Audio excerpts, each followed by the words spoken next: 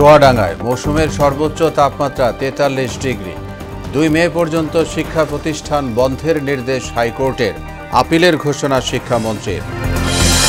ঘন ঘন ওষুধের দাম বাড়ায় ক্ষুব্ধ সাধারণ ক্রেতা। লাগাম টানতে কার্যকর ব্যবস্থা নেওয়ার নির্দেশ হাইকোর্টের।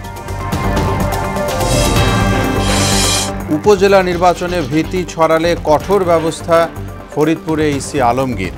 প্রতি ইউনিয়নে স্ট্রাইকিং ফোর্স রাখবে স্বরাষ্ট্র মন্ত্রণালয়। এবং হজযাত্রা নিয়ে অনিয়মকারী এজেন্সির বিরুদ্ধে শাস্তির হুঁশিয়ারি ধর্মমন্ত্রীর। বিজনেস ভিসায় হজে যেতে বাধা না থাকার ঘোষণা।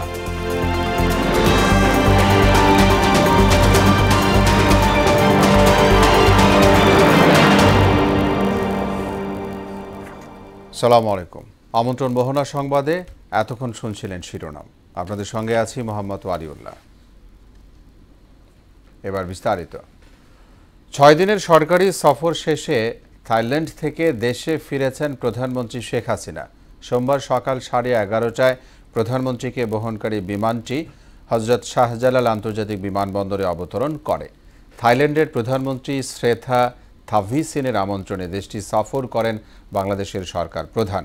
সফরকালে দুই নেতার উপস্থিতিতে ভিসা অব্যাহতি, জ্বালানি, পর্যটন ও শুল্ক সংক্রান্ত বিষয়ে সহযোগিতা এবং মুক্ত বাণিজ্য চুক্তি এফটিএ আলোচনার বিষয়ে ৫টি দ্বিপক্ষীয় নথি সই হয়। এশিয়া ও প্যাসিফিক অঞ্চলের জন্য জাতিসংঘের অর্থনৈতিক ও সামাজিক কমিশন ইউএনএসক্যাপের ৮০তম অধিবেশনে ভাষণ দেন শেখ হাসিনা। দেশের কিছু এলাকায় বিক্ষিপ্ত বৃষ্টির আভাস থাকলেও কমছে না গরমের তীব্রতা। আজ চুয়াডাঙ্গায় ৪৩ ডিগ্রি সেলসিয়াস তাপমাত্রা রেকর্ড করা হয়েছে, যা চলতি মৌসুমের সর্বোচ্চ। তাপপ্রবাহ অব্যাহত থাকায় অনেকটাই স্থবির হয়ে পড়েছে সারা দেশের জনজীবন। চলমান তাপপ্রবাহের কারণে আজ ২ বিভাগসহ দেশের ২৭ জেলার মাধ্যমিক স্কুল, কলেজ, মাদ্রাসা ও কারিগরি শিক্ষা প্রতিষ্ঠান বন্ধ ঘোষণা করেছে শিক্ষা মন্ত্রণালয়। সোমবার বিকেলে মন্ত্রণালয়ের এক সংবাদ বিজ্ঞপ্তিতে এ তথ্য জানানো হয়। আর প্রাথমিক বিদ্যালয় ২ মে পর্যন্ত বন্ধ রাখার কথা জানিয়েছে প্রাথমিক ও গণশিক্ষা মন্ত্রণালয়। নির্দিষ্ট এলাকার তাপমাত্রার জন্য সারা দেশের শিক্ষা প্রতিষ্ঠান বন্ধের বিপক্ষে শিক্ষামন্ত্রী মহিবুল হাসান চৌধুরী নওফেল। তিনি বলেছেন, সারা দেশের শিক্ষা প্রতিষ্ঠান বন্ধে এক ধরনের মানসিকতা তৈরি হচ্ছে। সব কিছুতেই কেন শিক্ষা মন্ত্রণালয়ের উপর আদালতের নির্দেশনা নিয়ে আসতে হয়, এমন প্রশ্ন রেখেছেন তিনি। হাইকোর্টের আদেশ আপিল বিভাগে নিয়ে যাবেন বলেও জানিয়েছেন শিক্ষামন্ত্রী। সাংবিধানিকভাবে যাকে যা দায়িত্ব দেওয়া হয়েছে তা পালন করাই বাঞ্ছনীয় বলেও মন্তব্য করেন মন্ত্রী। তাপপ্রবাহের নেতিবাচক প্রভাব পড়েছে শিক্ষা ও কৃষিতে। আবহাওয়াবিদরা বলছেন, বাংলাদেশ সহ পুরো দক্ষিণ এশিয়ার জন্য বিপজ্জনক হয়ে উঠছে গ্রীষ্মকাল। সঙ্গে বাড়ছে উষ্ণ তাপমাত্রার ঝুঁকি। বিশেষ করে ঢাকায় মার্চ থেকে জুন পর্যন্ত সময়ে এ ধরনের আবহাওয়া বাড়ছে। উষা ফেরদৌসের রিপোর্ট। দ্রুতই বাড়ছে উষ্ণতম দিনের সংখ্যা। সামগ্রিকভাবে দক্ষিণ এশিয়ার ৬৬% মানুষ অতি উষ্ণ তাপমাত্রার ঝুঁকিতে আছে। ১৯৭৯ থেকে ২০২১ সালের মধ্যে প্রতি ১ দশকে গ্রীষ্মকালে এ ধরনের দিনের সংখ্যা ১ থেকে ৩ দিন করে বাড়ছে। এর মধ্যে বাংলাদেশের দক্ষিণ পূর্ব এলাকায় তাপমাত্রা বেড়েছে সবচেয়ে বেশি। আন্তর্জাতিক এক গবেষণা মতে তীব্র তাপপ্রবাহে মৃত্যু ঝুঁকি বেড়ে যায় অন্তত ২২%। গরমে অধিক শ্রমে নানা রোগে আক্রান্ত হয়ে স্বাভাবিক কর্মক্ষমতাও হারায় মানুষ। অনেক গরম, প্রচুর গরমে আগুনের সামনে থাকা মন চায় না। খুব কষ্টের উপর চলে দেখা যায়। এই যে দিন আনা দিন খাওয়ার মতন যারে বলে এক প্রকার। কৃষিক্ষেত্রে যদি চিন্তা করি, আমাদের কৃষিক্ষেত্রে ব্যাপক ক্ষতি হচ্ছে, কারণ আমরা বৃষ্টি যেহেতু হচ্ছে না, যার কারণে ফসলের যে গ্রোথ হওয়া উচিত ছিল, মানে এর পরিমাণটা আর কি কমে আসে। বৃষ্টি না হওয়ায় একদিকে খরা, অন্যদিকে তীব্র তাপপ্রবাহের বিরূপ প্রভাব। এ অবস্থায় ফলন বিপর্যয় নেতিবাচক প্রভাব ফেলতে পারে জাতীয় অর্থনীতিতে। আমাদের দেশে যে ফসল হয় সেগুলো হাই টেম্পারেচার, আমরা বলি 35-এর উপরে গেলে টেম্পারেচার, 35 ডিগ্রি সেলসিয়াসের উপরে গেলে হাই টেম্পারেচার বলি। তবে এখন তো 38, 30, 40 অনেক জায়গায় ক্রস করে গেছে। এগুলো আমাদের যে ক্রপ, সেগুলো টলারেন্সি ক্যাপাসিটি এত নাই। ফলে এই টেম্পারেচারে আমাদের গাছ যদি যায় গাছ একটা স্ট্রেস অবস্থায় পড়ে। বিশ্বজুড়ে চরম আবহাওয়ার সৃষ্টির জন্য প্রাকৃতিক কারণের পাশাপাশি মানবসৃষ্ট জলবায়ু বিপর্যয়ও অনেকটাই দায়ী। লাস্ট 10 থেকে 12 বছরে এই সংখ্যা অনেক বেড়ে গেছে। এটা আগে যেমন ছিল আপনার এপ্রিল মে মাস এবং জুন মাস বর্ষা শুরু হলে এটা শেষ হয়ে যেত, কিন্তু এখন দেখা যাচ্ছে যে এটা দীর্ঘ সময় ধরে থাকে। ঢাকা সিটির কথা যদি চিন্তা করি, এখানে প্রচুর পরিমাণ বিল্ডিং হচ্ছে। যেমন দেখা যাচ্ছে আগে যেসব খোলা জায়গায় নদী নালা এবং পুকুর ছিল সেগুলো আমরা ভরাট করে ফেলছি।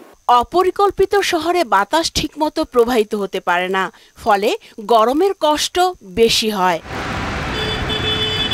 উষা ফেরদৌস, মোহনা সংবাদ, ঢাকা। উন্নয়নের নামে সরকার দেশকে বিষাক্ত গ্যাস চেম্বারে পরিণত করেছে বলে মন্তব্য করেছেন বিএনপির সিনিয়র যুগ্ম মহাসচিব রুহুল কবির রিজভী। দাবদাহে স্কুল শিক্ষার্থী সহ সারা দেশে 17 জনের মৃত্যু হয়েছে বলে দাবি করেছেন তিনি। সোমবার রাজধানীর খিলগাঁওয়ে পথচারীদের মাঝে খাবার পানি ও স্যালাইন বিতরণকালে এসব কথা বলেছেন রিজভী। এতে ঢাকা মহানগর উত্তর বিএনপি সদস্য সচিব আমিনুল হক অভিযোগ করেন, গত 15 বছরে আওয়ামী লীগ নেতাকর্মীদের নির্বিচারে বৃক্ষ নিধনের ফলে প্রকৃতি এমন বিরূপ আচরণ করছে। তীব্র তাপদাহে মানুষের যে জনজীবন বিপর্যস্ত হয়ে পড়েছে, তার অন্যতম কারণ বাংলাদেশের যে নদী নালা রয়েছে সেগুলিকে ভরাট করে এই আওয়ামী সরকারের সিন্ডিকেট বাহিনী তাদের স্থপনা তৈরি করে নিজেদের পকেট ভারী করছে। আপনি ওদের অক্সিজেন কেড়ে নিয়েছেন, আপনি ওদের নিঃশ্বাস প্রশ্বাস কেড়ে নিয়েছেন, আপনি একটি তথাকথিত উন্নয়নের নামে আপনি একটি গ্যাস চেম্বার, বিষাক্ত গ্যাসের চেম্বার বানিয়েছেন গোটা বাংলাদেশ। সব ধরনের ওষুধের মূল্য বৃদ্ধি রোধে কার্যকর ব্যবস্থা নেওয়ার নির্দেশ দিয়েছেন হাইকোর্ট। ওষুধ প্রশাসন অধিদপ্তরের মহাপরিচালক সহ সংশ্লিষ্টদের এই আদেশ বাস্তবায়ন করতে বলা হয়েছে। এদিকে ঊর্ধ্ব মূল্যের বাজারে জীবন রক্ষাকারী পণ্য ওষুধের দাম ঘন ঘন বাড়ানোয় ক্ষোভ জানিয়েছেন স্বল্প আয়ের মানুষ। আরও জানাচ্ছেন মনিরুল ইসলাম। করোনা তাণ্ডবের পর থেকেই অস্থির ওষুধের বাজার। এরপর নিত্যপণ্যের ঊর্ধ্বমূল্যের ডামাডালে 2-3 দফায় বাড়ে দাম, তারপরও থেমে নেই মূল্যবৃদ্ধির প্রতিযোগিতা। ওষুধের বাড়তি দামে সবচেয়ে বেশি ঝঞ্ঝাটে পড়েছেন খুচরা ব্যবসায়ীরা। প্রতিনিয়ত ক্রেতার সঙ্গে তর্কাতর্কি হয় তাদের। আমরা তো আসলে কোম্পানি থেকে যে রেট পাই ওইভাবেই আমাদের বেচতে হয়। আসলে পাবলিক যারা কিনে আসলে তাদের কি সমস্যা হয়ে যায়। যেখানে আমরা 10 টাকা দিয়ে 2টা ওষুধ রাখতে পারতাম, সেখানে আমাদের 10 টাকা দিয়ে একটা ওষুধ রাখতে হচ্ছে। আমাদের ইনভেস্টমেন্টটা বেড়ে যাচ্ছে, বাট আমাদের প্রফিট মার্জিন কিন্তু বাড়ছে না। এটার সাথে জড়িত তারা বোঝে এটা আসলে যে কতটুকু ভোগান্তির মধ্যে বা কতটুকু ভোগান্তি প্রভাবিত হয়। নিত্যপণ্যের বাজার করতেই সীমিত আয়ের মানুষের হিমশিম অবস্থা। তার মধ্যে ঘন ঘন ওষুধের অস্বাভাবিক মূল্যবৃদ্ধিতে ক্ষোভ জানালেন তারা। আগের থেকে ওষুধের দাম অতিরিক্ত বাড়ছে, গরিব বাঁচবো কেমনে? ওষুধ তো দাম কমায় দিলে সে না গরিব খাইতে পারবো। এখন করার কিছু নাই, বাংলাদেশ যেটা বাড়তেছে ওটার কমার কোনো পরিবেশ নাই, সেটা ওষুধ হোক চাউল হোক। মাসিক যে খরচ, এর মধ্যে যে এক্সট্রা খরচ এগুলা বেয়ার করতে আমাদের অনেক হিমশিম খাওয়া লাগতেছে, এবং বলতে গেলে আমরা খাওয়ার চেয়ে এটা বেশি ইম্পর্টেন্ট মনে করি। 2 সপ্তাহে ওষুধের দাম বেড়েছে 7 থেকে 144%। এ সংক্রান্ত একটি প্রতিবেদন সংযুক্ত করে হাইকোর্টে রিট করে consumer association of Bangladesh CAB. রিটের শুনানিতে বলা হয় 2 মাসে দেশের বিভিন্ন কোম্পানি নিজেদের উৎপাদিত ওষুধের দাম লাগামহীনভাবে বাড়িয়েছে। অন্তত 50 ধরনের ওষুধের দাম 20 থেকে সর্বোচ্চ 140% পর্যন্ত বাড়ানো হয়েছে। শুনানি শেষে বিচারপতি মোস্তফা জামান ইসলাম ও বিচারপতি মোহাম্মদ আতাবুল্লাহর হাইকোর্ট বেঞ্চ অব্যাহতভাবে ওষুধের মূল্য বৃদ্ধি রোধে কর্তৃপক্ষের নিষ্ক্রিয়তা কেন অবৈধ ঘোষণা হবে না তা জানতে চেয়ে রুল জারি করেন। পাশাপাশি বিদেশ থেকে আমদানি করা অনুমোদনহীন ওষুধ বিক্রি বন্ধের নির্দেশ দেন আদালত। মনিরুল ইসলাম, মোহনা সংবাদ, ঢাকা। উপজেলা নির্বাচনে কেউ ভয়ের পরিবেশ সৃষ্টি করলে কঠোর ব্যবস্থার হুঁশিয়ারি দিয়েছেন নির্বাচন কমিশনার মোহাম্মদ আলমগীর। এদিকে স্বরাষ্ট্র মন্ত্রণালয়ের সিনিয়র সচিব মুস্তাফিজুর রহমান বলেছেন যে নির্বাচনের প্রতিটি ইউনিয়নে নির্বাহী ম্যাজিস্ট্রেটের নেতৃত্বে থাকবে স্ট্রাইকিং ফোর্স। শামীমুজ্জামান চৌধুরী ও ফরিদপুর প্রতিনিধি আশিস পোদ্দার বিমানের তথ্যে ডেস্ক রিপোর্ট। উপজেলা পরিষদ নির্বাচন উপলক্ষে ফরিদপুর জেলা প্রশাসক কার্যালয়ে আইন শৃঙ্খলা পরিস্থিতি বিষয়ক মতবিনিময় সভায় অংশ নেন ইসি মোহাম্মদ আলমগীর। নির্বাচন অবাধ, সুষ্ঠু ও শান্তিপূর্ণ করতে প্রয়োজনীয় সবকিছু করার কথা জানান তিনি। আপনার প্রচার আপনি করেন, অন্যকেও সমানভাবে প্রচার করার সুযোগ দেন, কেউ কারোর প্রতি বাধা দিবেন না, কারণ বাধা দিলে স্থানীয় প্রশাসন এবং নির্বাচন কমিশন সবাই খুব কঠোর। তো অতএব আমাদের সেই কঠোরতার মধ্যে না যেতে হয়, এটা নির্বাচনকে উৎসবমুখর করে। এদিকে উপজেলা নির্বাচনে আইন শৃঙ্খলা পরিস্থিতি নিয়ে সচিবালয়ে স্বরাষ্ট্রমন্ত্রী আসাদুজ্জামান খান কামালের সভাপতিত্বে বৈঠক হয়। পরে মন্ত্রণালয়ের সিনিয়র সচিব মোস্তাফিজুর রহমান জানান, নির্বাচন অবাধ, সুষ্ঠু ও শান্তিপূর্ণ করতে সর্বোচ্চ প্রস্তুতি নেওয়া হয়েছে। প্রতিটি স্বাভাবিক সেন্টারে অস্ত্রসহ পুলিশ থাকবে 3 জন এবং অস্ত্রসহ আনসারের পিসি এপিসি থাকবে 3 জন, মোট 6টি অস্ত্রধারী সদস্য থাকবে এবং প্রতিটা বুথ ম্যানেজমেন্টের জন্য মিনিমাম 10 জন আনসার থাকবে এবং 6টির অধিক সংখ্যক বুথ যেখানে আছে সেখানে অতিরিক্ত 1 জন করে থাকবে। আর গুরুত্বপূর্ণ সেন্টারগুলোতে পুলিশ সদস্য থাকবে 4 জন অস্ত্রসহ এবং আনসার সদস্য থাকবে 3 জন। গুরুত্বপূর্ণ কেন্দ্রে আইন শৃঙ্খলা বাহিনীর বাড়তি নজরদারি থাকবে বলেও জানান তিনি। আফরিন পপি, মোহনা সংবাদ। বিজনেস ভিসায় হজে গিয়ে কোনো সমস্যা হবে না, তবে মোনাজিম ভিসা হজের জন্য প্রযোজ্য নয়। রাজধানীতে এক অনুষ্ঠানে এসব কথা জানিয়েছেন ধর্মমন্ত্রী ফরিদুল হক খান। এজেন্সির সব অভিযোগ সঠিক নয় উল্লেখ করে হজযাত্রায় কোনো অনিয়ম হলে কঠোর শাস্তির হুঁশিয়ারি দিয়েছেন তিনি। রেজা খানের রিপোর্ট। দেশ জাতির উন্নয়নে শেখ হাসিনার সফল নেতৃত্বের বিকল্প নেই শিরোনামে জাতীয় প্রেস ক্লাবে সেমিনারের আয়োজন করা হয়। এতে বাংলাদেশের অপ্রতিরোধ্য অগ্রযাত্রায় প্রধানমন্ত্রীর দূরদর্শী নেতৃত্বের প্রশংসা করেন বক্তারা। অনুষ্ঠানে প্রধান অতিথি হিসেবে যোগ দেন ধর্মমন্ত্রী। হজ সংক্রান্ত বিভিন্ন সমস্যা নিয়ে গণমাধ্যম কর্মীদের প্রশ্নের জবাব দেন তিনি। মুনাজ্জেম ভিসা নামে কোনো ভিসা না, আসলে অতীতে ভিসা যখন পাইছে মুনাজ্জেম ভিসা হিসেবে সবাই একে ট্রিট করেছে, আমরা বলেছি মুনাজ্জেম ভিসা। আসলে তারা বলেছে মুনাজ্জেম ভিসা এই আমাদের হজের জন্য এটা প্রযোজ্য না। আমরা সেই জায়গায় তারা বিজনেস ভিসা করুক, সৌদি গভর্নমেন্টের পক্ষ থেকে ভিসা তো আটকাচ্ছে না, গেলেই হলো, তারা যাচ্ছে। হজ এজেন্সির সব অভিযোগ সঠিক নয় উল্লেখ করে এ নিয়ে ৯-৬ হলে কাউকেই ছাড় না দেওয়ার হুঁশিয়ারি দেন ফরিদুল হক খান। আদৌ কথাটা সবই যে সঠিক তা নয়, আংশিক হয়তো সত্য হতে পারে। এইগুলো মোকাবেলা করার দায়িত্ব আমাদের। মন্ত্রণালয় সবকিছু মোকাবেলা সঠিক সময়ে করেছে, হাতে সময়ও আমাদের রয়ে গেছে, কোনো সমস্যা নেই। চলতি বছর হজের খরচ ১ লাখ টাকা কমেছে, পরের বছর আরো কমানোর ইঙ্গিত দেন মন্ত্রী। আগামী বছর আমরা আরো কিছু খরচ কমাতে পারবো। রেজা খান, মোহনা সংবাদ, ঢাকা। ইরান ইসরায়েল সংঘাত স্থায়ী রূপ নিলে বিশ্বজুড়ে অশান্তি ছড়িয়ে পড়তে পারে। সবচেয়ে বেশি প্রভাব পড়বে জ্বালানি খাতে। যুদ্ধের কারণে উৎপাদন থেকে শুরু করে বিপণন পর্যন্ত জ্বালানি সরবরাহের বাধাগ্রস্ত হওয়ার মাধ্যমে বৈশ্বিক বিপর্যয় শুরু হতে পারে বলে মনে করেন বিশেষজ্ঞরা। এর আঁচ থেকে বাংলাদেশও রেহাই পাবে না। M A আজিমের report. ১ এপ্রিল সিরিয়ায় ইরানি দূতাবাসে ইসরায়েলি হামলার প্রতিশোধ হিসেবে ১৩ এপ্রিল পাল্টা ড্রোন ও ক্ষেপণাস্ত্র হামলা চালায় তেহরান। এ নিয়ে উত্তেজনা ছড়িয়েছে বিশ্বজুড়ে। পাল্টাপাল্টি হুমকির পাশাপাশি ইরান ইসরায়েল দুদেশই প্রস্তুত হচ্ছে বড় ধরনের সংঘাতের জন্য। আন্তর্জাতিক বিশ্লেষকদের মতে এ সংঘাত শুধু দুদেশ বা মধ্যপ্রাচ্যেই সীমাবদ্ধ থাকবে না, এর নেতিবাচক প্রভাব ছড়িয়ে পড়বে বিশ্বজুড়ে। এই মাল্টিপোলারে ইউরোপ অতখানি না যতখানি এশিয়ান পাওয়ারগুলো, তার মধ্যে কোনো সন্দেহ নেই। চীন তো আছেই, তার মধ্যে ভারতও একটা বড় প্লেয়ার, তার মধ্যে নতুনভাবে আবার যোগ দিচ্ছে রাশিয়া, আর এখন আবার ওই অঞ্চলে নতুনভাবে যোগ দিচ্ছে ইরান। এটা কতখানি মেনে নিবে সেটাই হলো এখন প্রশ্ন। তবে যদি মেনে না নেয় পশ্চিমা বিশ্ব এই মাল্টিপোলারকে, তাহলে আমার মনে হয় তাদের ক্ষতি আরো বাড়বে। পাল্টাপাল্টি হামলা অব্যাহত থাকলে সীমিত হয়ে পড়বে জ্বালানি তেলের উৎপাদন, নানাভাবে যার মাসুল গুনতে হবে বিশ্ববাসীকে। শুধু গাড়ি নয়, দেশের অর্থনীতির চাকাও জ্বালানি নির্ভর। আর আমাদের দেশের জ্বালানি এখনো সম্পূর্ণটাই আমদানি নির্ভর। তাই বৈশ্বিক প্রেক্ষাপট বারবারই টালমাটাল করছে আমাদের জীবনযাত্রাকেও। এর থেকে রক্ষা পেতে আমদানি নির্ভরতা থেকে মুক্ত করতে হবে জ্বালানি খাতকে। কিন্তু আদৌ কি তা করা সম্ভব? এ নিয়ে কথা হয় দেশের অন্যতম জ্বালানি বিশেষজ্ঞ অধ্যাপক এম শামসুল আলমের সঙ্গে। তার মতে ইরান ইসরায়েল সংঘাতে অস্থিরতা শুরু হবে বিশ্ব জ্বালানি বাজারে, যা প্রভাবিত করবে দেশের অর্থনীতিকেও।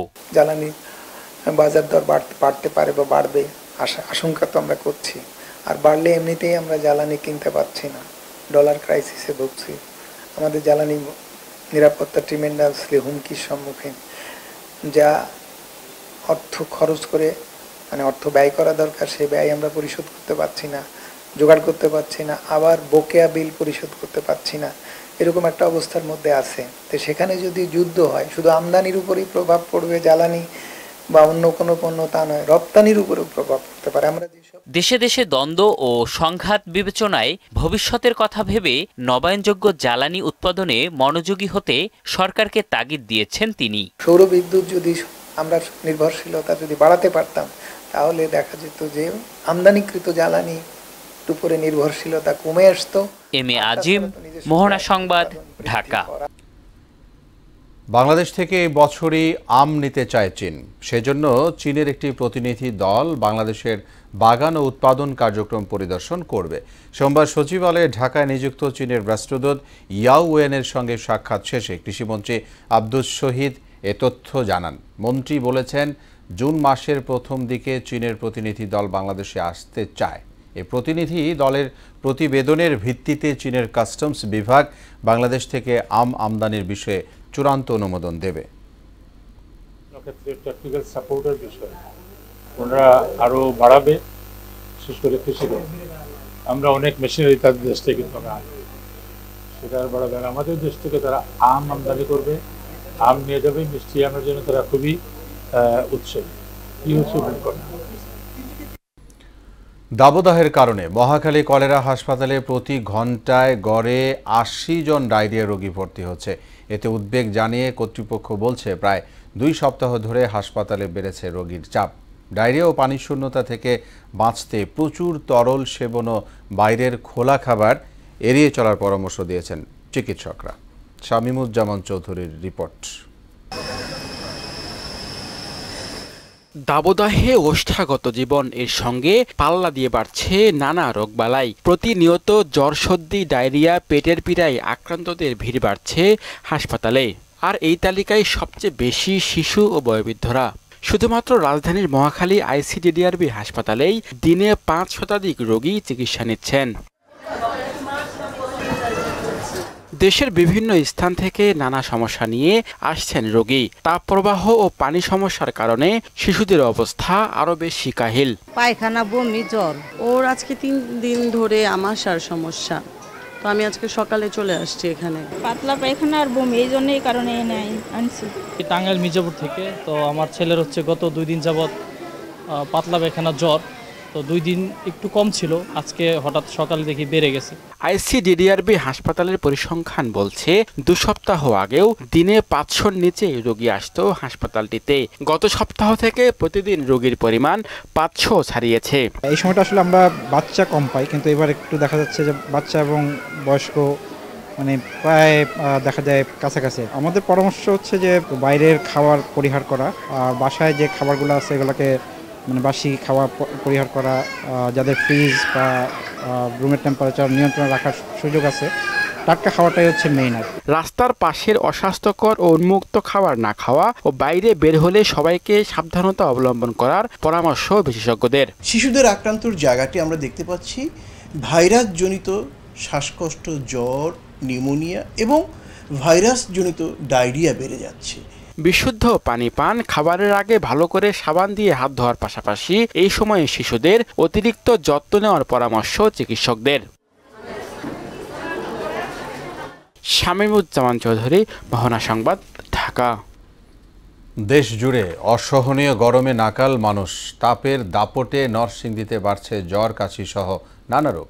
বেড়েছে নাগরিক ভোগান্তিও। ভ্যাপসা গরমে হাসপাতালে বাড়ছে শিশু রোগীর সংখ্যাও। গরমে পানিবাহিত রোগ থেকে বাঁচতে সবাইকে সচেতন হওয়ার পরামর্শ দিয়েছেন চিকিৎসকরা। নরসিংদী থেকে মাহবুবুর রহমানের তথ্যে তানজিদ ভুইয়ার রিপোর্ট। এটি নরসিংদীর একটি হাসপাতালের দৃশ্য। বহির্বিভাগে ছোট শিশু কোলে নিয়ে মায়ের অপেক্ষা চিকিৎসার জন্য।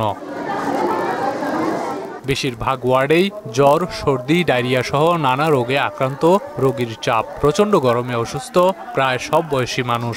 বাচ্চা অতীতে গরমে আপনার জন্ডিস হয়ে গেছে, এখন আপনার খাবার খাই না তো কান্না করে, বাথরুম আটকে গেছে। গরমের কারণে ওই প্রচণ্ড ঠান্ডা লেগে গেছে, প্রচণ্ড পেট ব্যথা এবং পাশাপাশি বমি। এমন পরিস্থিতিতে বাচ্চাদের বেশি করে তরল খাবার খাওয়ানোর উপর জোর দিয়েছেন চিকিৎসক। তরল খাবার খাওয়াবেন, যেমন ফুটান্ত পানি, বিশুদ্ধ পানি, স্যালাইন, শরবত, এগুলো হতে পারে, ডাবের পানি। বাচ্চা যদি জ্বরে আক্রান্ত হয় তাহলে বাচ্চার গা বারবার মুছে দেবেন এবং নিকটস্থ চিকিৎসকের সাথে যোগাযোগ করবেন। তীব্র গরমে শিশুদের জ্বর, ডায়রিয়া, নিউমোনিয়ার মতো পানিবাহিত রোগ বেশি হচ্ছে বলে জানান হাসপাতালটির আবাসিক চিকিৎসক। ডায়রিয়া রোগী কিছুটা বৃদ্ধি পেয়েছে, শিশু রোগীরাও বেড়ে গেছে। দেখা যাচ্ছে শিশু ওয়ার্ডে যে রোগী তার তুলনায় 3 গুণ রোগী এখন শিশু ওয়ার্ডে।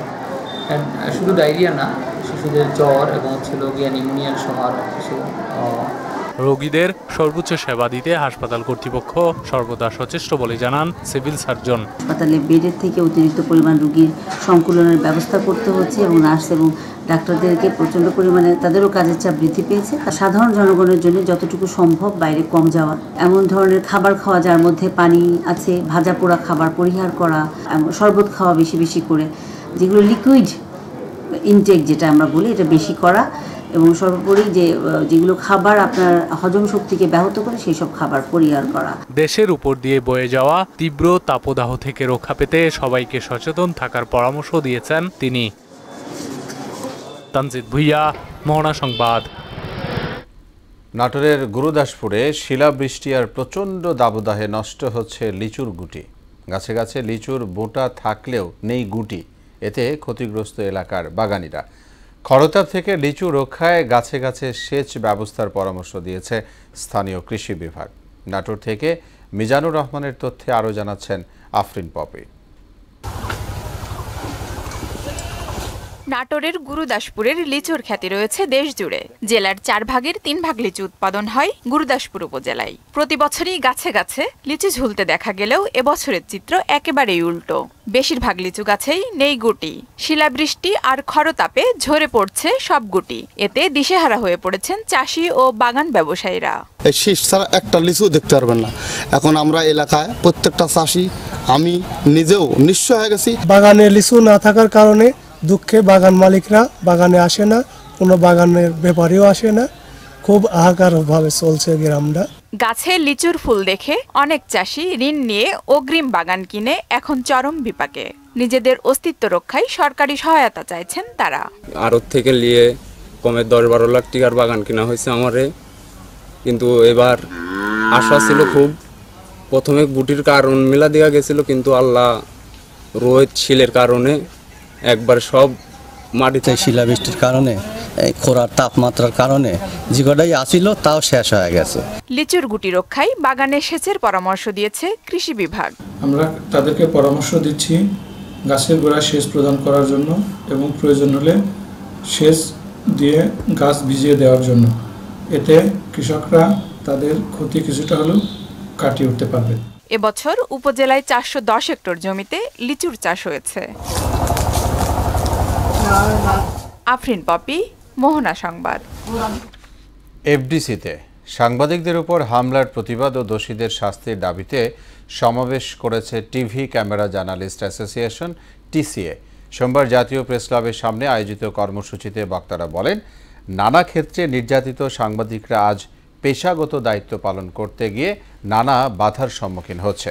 চলচ্চিত্র শিল্পীর সৃজনশীল মানুষ যখন মাস্তানের ভূমিকায় অবতীর্ণ হন, তখন সমাজে ভুল বার্তা ছড়িয়ে পড়ে বলে মন্তব্য করেন তারা। গত 23 এপ্রিল বাংলাদেশ চলচ্চিত্র শিল্পী সমিতির নবনির্বাচিত কমিটির শপথ অনুষ্ঠানে সাংবাদিকদের উপর হামলার ঘটনা ঘটে। এতে প্রায় 20 সাংবাদিক আহত হন। নভোচারীদের খাবার বা সুপার ফুড হিসেবে পরিচিত কিনুয়া চাষ হচ্ছে লালমনিরহাটে। ঔষধীয় পুষ্টিগুণে ভরপুরে শস্য দানা পুষ্টিহীনতা রোধে তৈরি করেছে নতুন এক সম্ভাবনা। লাভজনক হওয়ায় কৃষকরাও আগ্রহী হচ্ছেন। লালমনিরহাট প্রতিনিধি সুমন খানের তথ্যে আরও জানাচ্ছেন জেসমিন আলম। কিনোয়া। এ ফসলে রয়েছে উচ্চমাত্রার হজমযোগ্য প্রোটিন, পাশাপাশি রয়েছে ভিটামিন ও খনিজ উপাদান। পুষ্টিগুণে ভরপুর এ ফসল উৎপাদন শুরু হয়েছে লালমনিরহাটে। লালমনিরহাটের হাতীবান্ধা উপজেলার বড়খাতা এলাকার দালালপাড়া ইউনিয়নে দেখা মিলবে মাঠ ভরা নতুন ফসল কিনোয়া। বিদেশ ফেরত কৃষক রেজাউল করিম রাজু প্রায় 1 একর জমিতে প্রথমবারের মতো পরীক্ষামূলক চাষ করেছেন কিনোয়া।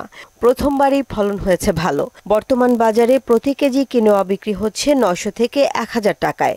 এর নাম কিনোয়া। এটা একটা দক্ষিণ আমেরিকার ফসল। এটা আসলে একটা সুপারফুড। এটাতে সবগুলো পুষ্টি উপাদান আছে।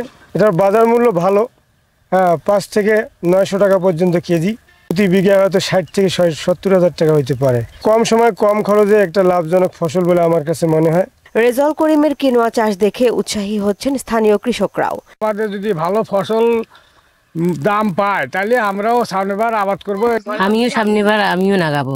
আজু ভাই এলে লাগাইছে, আবু ভাইয়ের যদি লাভ হয় তাহলে আমিও লাগাবো। বিদেশি ফসল হলেও কিনোয়া চাষে বাংলাদেশের মাটি ও আবহাওয়া উপযোগী বলছে কৃষি বিভাগ। যেহেতু এই ফসলটা হচ্ছে দক্ষিণ আমেরিকান ফসল, এছাড়া অস্ট্রেলিয়া হয়, আর বাংলাদেশেও কিছু কিছু জায়গায় জেলা উপজেলায় চাষ হচ্ছে। 80 থেকে 85 দিনের মধ্যেই এটা হারভেস্ট করা যায়। সহযোগিতা করতেছি যাতে করে আগামীতে এই ফসল আরো কৃষকদের মাঝে তুলে দিতে পারে বা আরো চাষ করতে পারে। কিনোয়া হাই প্রোটিন সমৃদ্ধ দানাদার খাবার।